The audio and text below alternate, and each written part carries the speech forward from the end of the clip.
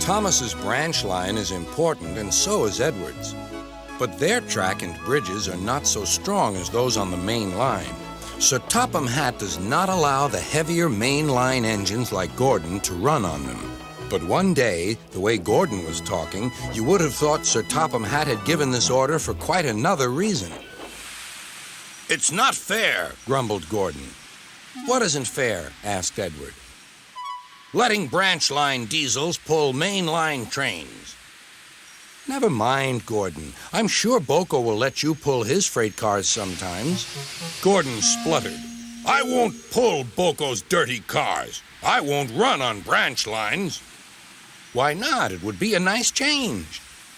"Sir Topham Hatt would never approve," huffed Gordon. "Branch lines are vulgar."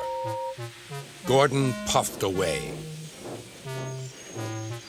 Edward chuckled and followed him to the station. Every evening, the two engines pull two fast trains from the station. Gordon always leaves first with an express for the main line. Edward follows 5 minutes later with his train for the branch line.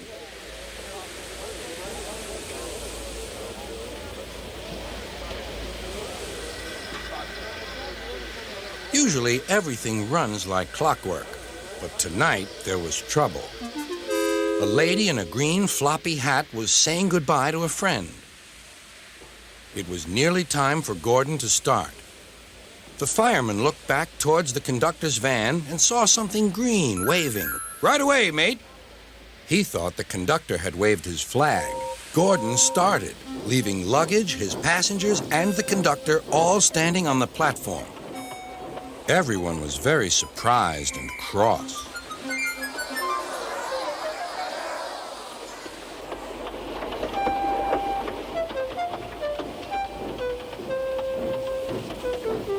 To make matters worse, by the time Gordon had been stopped and brought back, Edward was already late with his train.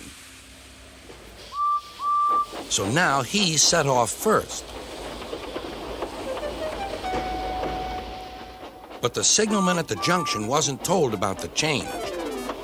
By mistake, he sent Edward along the main line.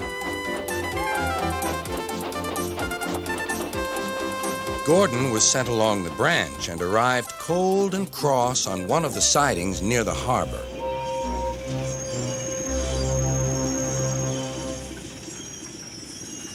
Next morning, Bill and Ben peeped into the yard. There were no cars for them, but they didn't mind that. Teasing Gordon would be much better fun. "What's that?" asked Bill. "Shh," whispered Ben. "It's Gordon." "It looks like Gordon, but it can't be. Gordon never comes on the branch lines. He thinks them vulgar." Gordon pretended he hadn't heard them. "If it isn't Gordon," said Ben, "it's just a pile of old iron, which we'd better take to the scrapyard." "No, Bill, this lot's useless for scrap. We'll take it to the harbor and dump it in the sea."